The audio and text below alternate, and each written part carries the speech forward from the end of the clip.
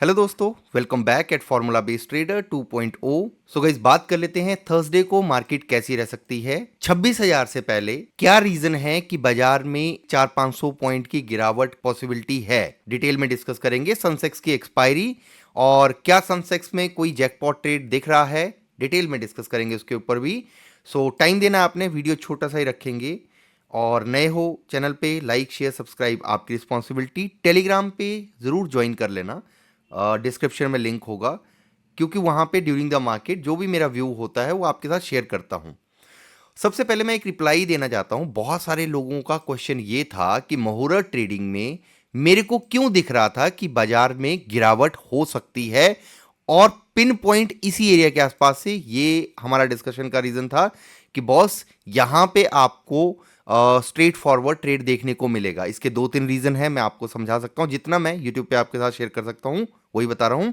यहाँ पे सबसे बड़ी बात है कि हिस्टोरिकल डाटा, जितने भी आज तक मुहूर्त ट्रेडिंग सेशंस हुए हैं वहां पे डोजी कैंडल बनती है। और ये मैंने आपसे पहले भी कहा था, शायद आपको पता होगा जो कल का अगर आपने लाइव सेशन ज्वाइन किया था, कि दिवाली के टाइम पे मैक्सिमम टाइम आप हिस्टोरिकल डाटा देखना, डोजी कैंडल बनती है, गैप अप ओपन हो गई या गैप डाउन हो गई, अप साइड का मोमेंटम, डाउन साइड का मोमेंटम, और बीच में जाके क्लोज कर देंगे।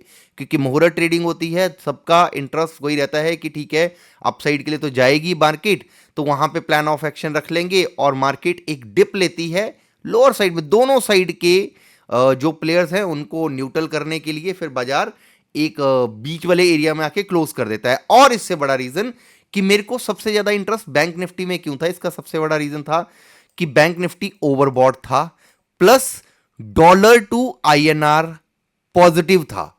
डॉलर टू आईएनआर पॉजिटिव था, यानी कि रुपीस की वैल्यू कम हुई थी।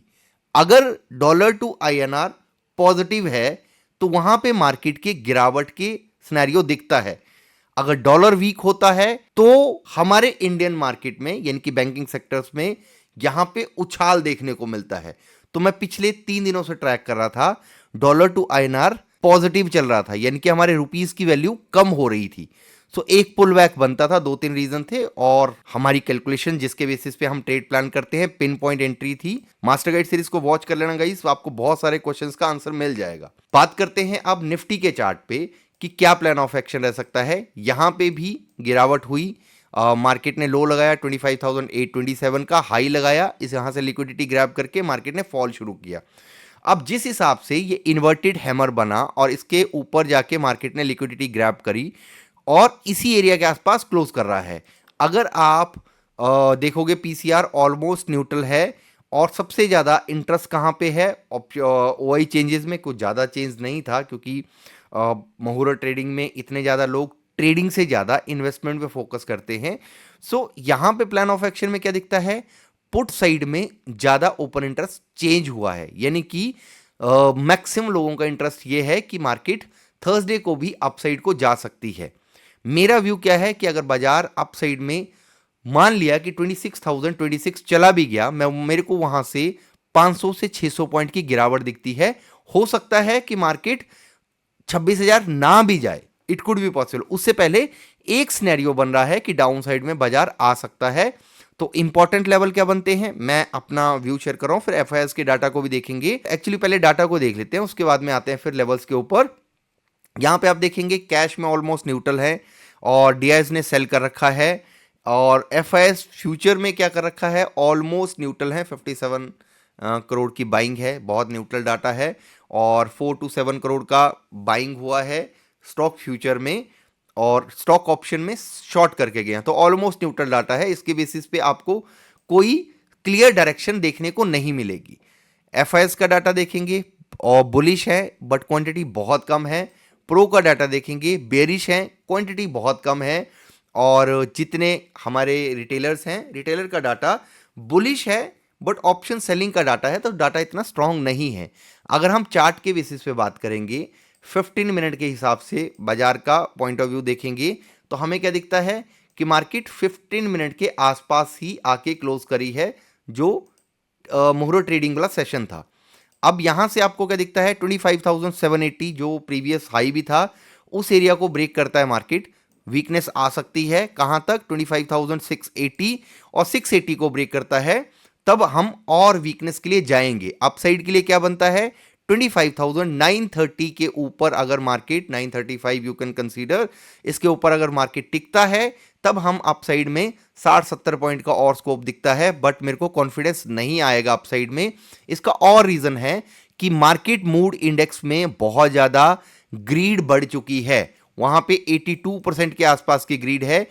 अगर 82% के साथ आसपास की ग्रीड है तो मार्केट में फॉल का चांसेस बहुत ज्यादा बढ़ जाते हैं। बेशक वो कल का दिन दोबारा सरवाइव कराने की कोशिश करें, ट्रैप करने की कोशिश करें टूवर्ड्स अपसाइड, पर एक वरी के लिए पुलबैक 500 से 600 पॉइंट का दिखता है इसी एरिया के आसपास से। मंथली एक्सपायरी भी आ रही है तो उस हिसाब से डिस्कस कर लेंगे। बट एक्स्ट्राऑर्डिनरी बुलिश के लिए अभी स्कोप नहीं है जब तक एक पुलबैक नहीं आता है। वो पुलबैक कहां तक हो सकता है? अगर हम बड़े टाइम फ्रेम पे देखें तो वो पुलबैक हो सकता है एटलीस्ट इस एरिया तक, राइट? यहां से इस कैंडल को मेजर करते हैं, मिनिमम बोल रहा हूं मैं, वो पुलबैक बनता है एटलीस्ट 25,600 के आसपास, 640, 600, 580 के आसपास का ये पुलबैक है। तो 300-400 पॉइंट का है। या मार्केट इसी एरिया के आसपास आके फिर साइडवेज हो, फिर अपसाइड का मोमेंटम दे तो बात अलग है, फिर जा सकता है। बट ये एरिया अभी टेस्ट होना बाकी है, ये मेरे को दिखता है चार्ट के ऊपर, राइट? तो इसके लिए अभी 3 दिन लेता है, 4 दिन लेता है, मेरे को नहीं है पता। बट ये बना हुआ सिनेरियो अपसाइड के लिए। अब हमारा इसके ऊपर कोई मूड नहीं है। 30-40 पॉइंट के लिए अगर इंटरडे वाइज होगा तो उसके लिए डिस्कस कर लेंगे। बैंक निफ्टी की बात करें तो बैंक निफ्टी में डोजी कैंडल बनी है टॉप पे। मार्केट में ग्रीड बहुत ज्यादा है। टेस्ट होने के लिए यहां पे कुछ लेवल्स पेंडिंग है जो हो सकते हैं। हमने पहले भी डिस्कस किया था कि एक तो जहां पे 58,000 पे क्लोज करिए मार्केट, वेरी मच पॉसिबल कि इनको ट्रैप करे मार्केट, बिल्कुल बढ़िया से ट्रैप करे, क्योंकि यहां पे कॉल राइटर 16 लाख के आसपास है। मार्केट न्यूट्रल ओपन हो या फ्लैट ओपन होने के बाद में इनको न्यूट्रल करे पहले, 150, 60, 70 पॉइंट का अपसाइड का मोमेंटम भी दे दे बेशक, उसके बाद में एक वरी के लिए 57,000 टेस्ट हो सकता है। मंथली एक्सपायरी में हो या मंथली एक्सपायरी के 1-2 दिनों बाद हो या नवंबर की एक्सपायरी में शुरुआत में हो, ये पॉसिबिलिटी बनती है कि 57,000 एक वरी के लिए टेस्ट करने के लिए मार्केट आए। और ट्रम्प बाबा भी एक बीच बीच में अपने कुछ ना कुछ ट्वीट छोड़ते रहते हैं या न्यूज़ छोड़ते रहते हैं, तो हो सकता है ये 57,000 जल्दी ही टेस्ट हो, इसकी पॉसिबिलिटी बनी हुई है। सेंसेक्स की एक्सपायरी, तो सेंसेक्स की एक्सपायरी में थोड़ा सा आप ध्यान रखेंगे, मार्केट में मोमेंटम तो रहने के चांसेस हैं। मार्केट नेगेटिव भी क्लोज हो रही है। लोअर साइड में इंपॉर्टेंट लेवल रहेगा आपके लिए 84,084, इस एरिया के आसपास में मैं यहाँ पे ये प्राइस ही लगा देता हूँ। 84,000 के आसपास में टेस्ट हो सकता है, 84,084। और ये 63 EMA, 63 और 21 EMA का मर्जर जब से होता है आपको पता ही है, स्ट्रेट फॉरवर्ड मोमेंटम आ रहा है इसी एरिया के आसपास से, जो 15 मिनट के हिसाब से है। अब अगर हो सकता है पहले तो ये 63 EMA को टेस्ट करे, और टेस्ट करने के बाद में बाउंस बैक एक आए, तो 84,000 के आसपास से आपको एक बाउंस बैक का ट्रेड दिख सकता है एज अ इंट्राडे। और अगर ब्रेक करके 83,900 के नीचे मार्केट सस्टेन करता है तो फिर वीकनेस बढ़ेगी, फिर हो सकता है लोअर साइड में आपको 83,500 तक बाजार आता हुआ दिखे, और इस एरिया को ब्रेक करेगा तो हम ड्यूरिंग द मार्केट डिस्कस कर लेंगे। इससे ज्यादा की जरूरत है नहीं गाइस, इससे ज्यादा की जरूरत है नहीं। नए हो चैनल पे लाइक शेयर सब्सक्राइब आपकी responsibility. Bye bye, take care.